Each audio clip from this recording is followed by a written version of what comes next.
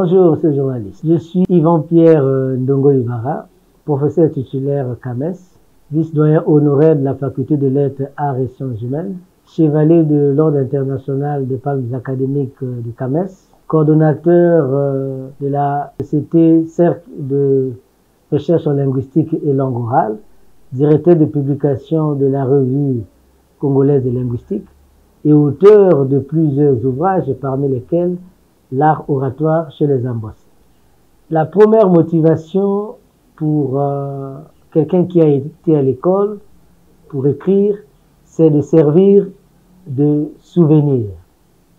Écrire, c'est montrer que on a existé, on a eu des expériences et on voudrait bien les partager avec la postérité pour que demain on puisse dire qu'il a été ici, qu'il a vécu, et voici ses traces. Le premier livre que j'ai publié, c'était en 2012. C'était un dictionnaire de ma langue Mbossi avec l'anglais que j'avais publié en Allemagne à l'édition Peter Lang. C'était le dictionnaire Mbossi anglais. Parce que, étant linguiste et soucieux de l'apprentissage des langues, je voulais créer un raccourci entre nos langues et les langues européennes.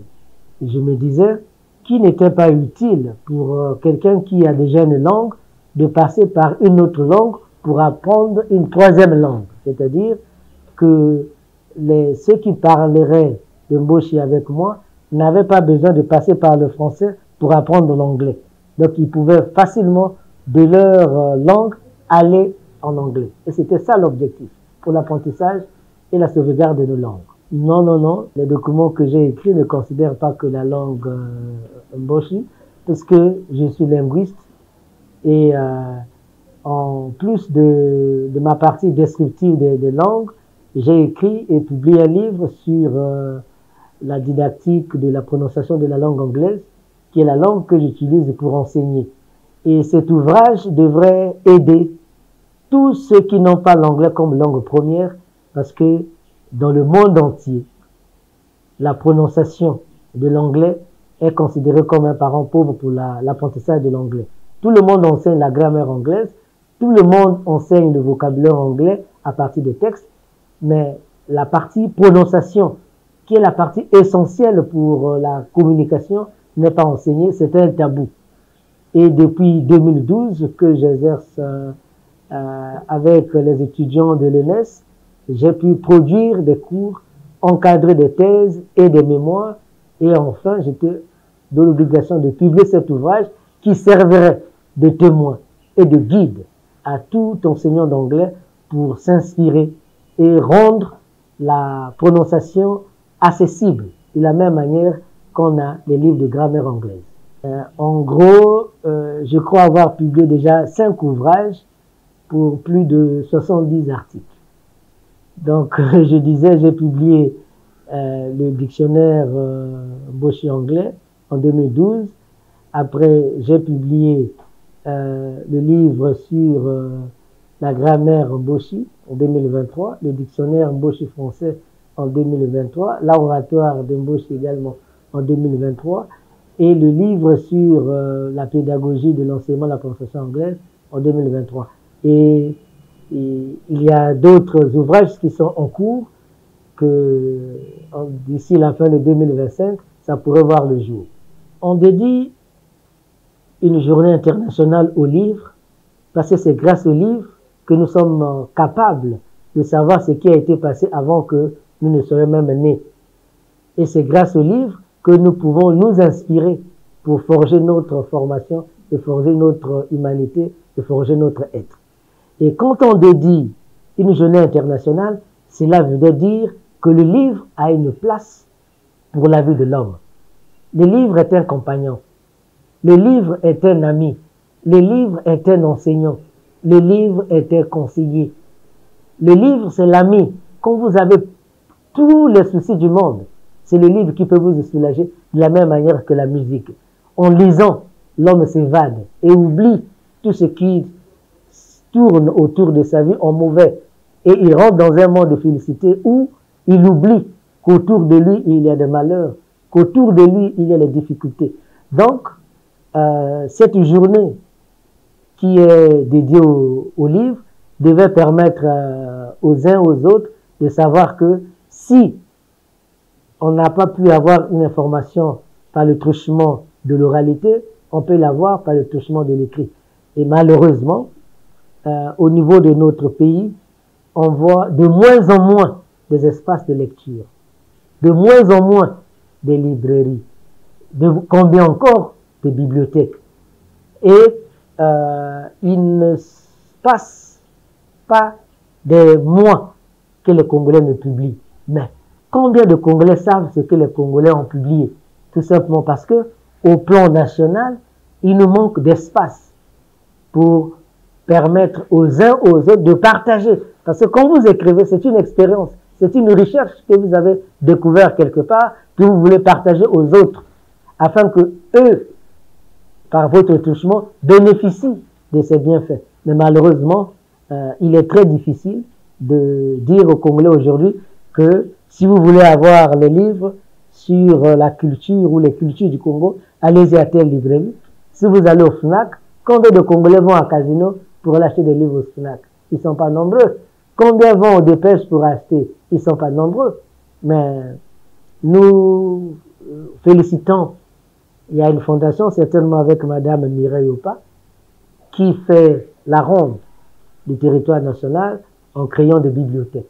C'est une très très belle initiative. Il va falloir que cette initiative soit aidée par le ministère de la Culture et tous les chercheurs. Parce que les gens ne devaient pas venir à Brazzaville pour découvrir la science. Si on a créé des bibliothèques au niveau des villages, tout ce que nous avons publié, il devait avoir des dépôts au niveau des bibliothèques pour permettre à ce que tout le monde sache que si je veux me renseigner sur telle culture, je vais à la bibliothèque. Et dans nos bibliothèques, on devait avoir des rayons pour dire le Congo a tant de cultures. Vous voulez avoir les livres sur les Bakwele, voici les rayons de la culture des Bakwele. Voici les rayons de la culture des Ndjem. Voici les rayons des Mboshi. Voici les rayons des Teke. Voici les rayons des Congo. À tel point que tout Congolais, là où il se trouve, s'il a publié un ouvrage, il devait se dire, ah tiens, il faut que mon ouvrage intègre la bibliothèque pour que cette connaissance ne soit pas seulement réservée à une seule personne.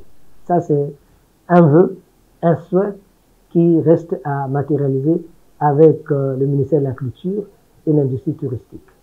Il est très difficile, en écrivain solitaire au Congo, à seul, d'avoir la possibilité de faire connaître son œuvre ou ses œuvres. J'ai dit que il ne se passe pas un trimestre sans qu'un Congolais n'écrive.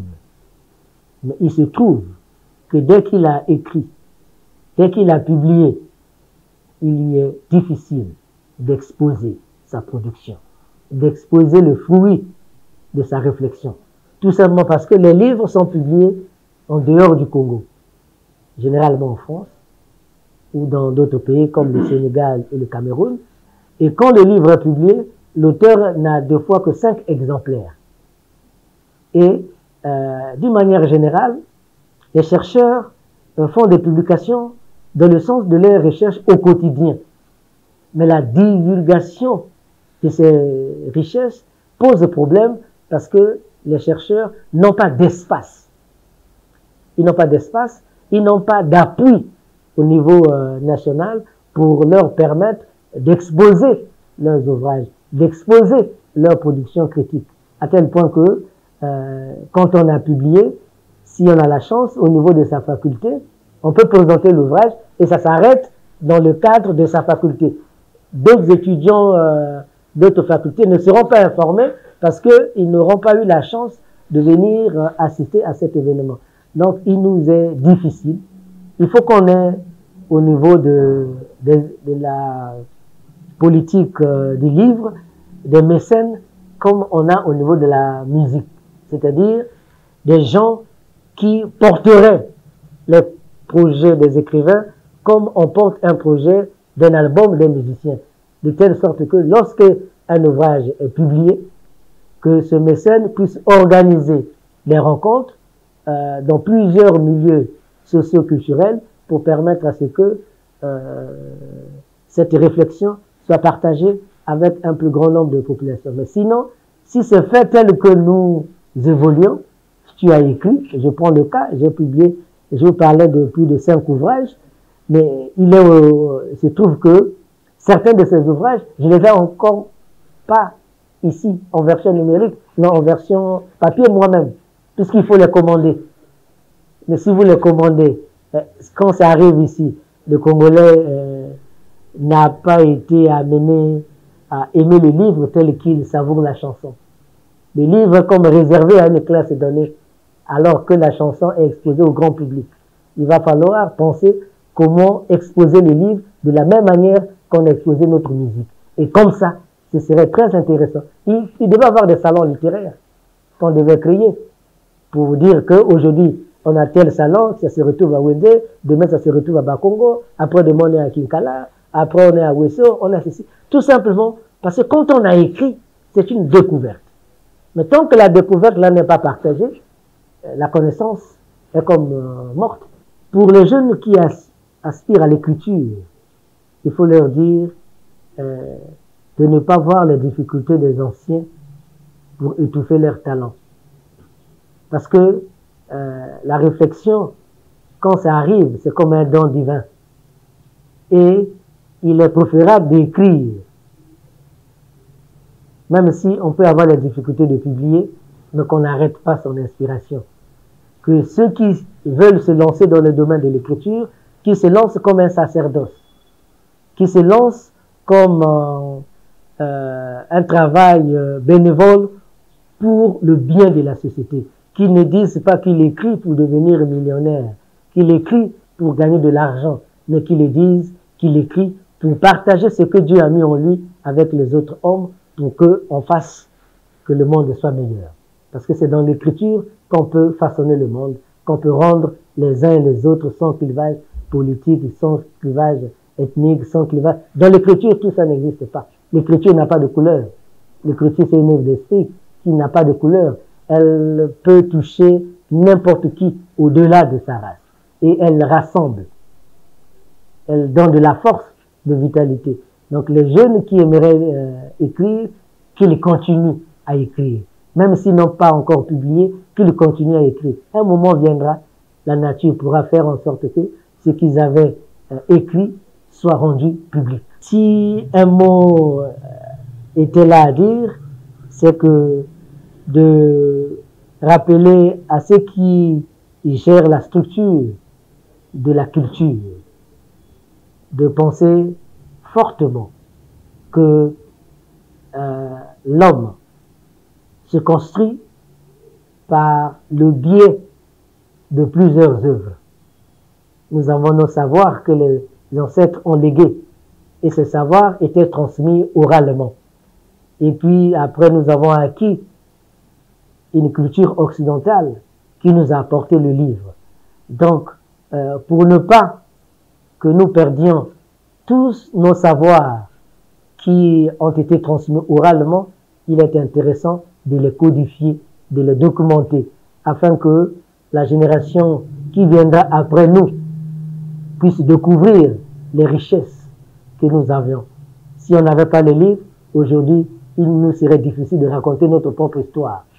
Et le livre, en tant qu'archive, devait permettre aux gens d'avoir un œil sur le passé pour construire le présent et raffermir le futur avec beaucoup d'assurance.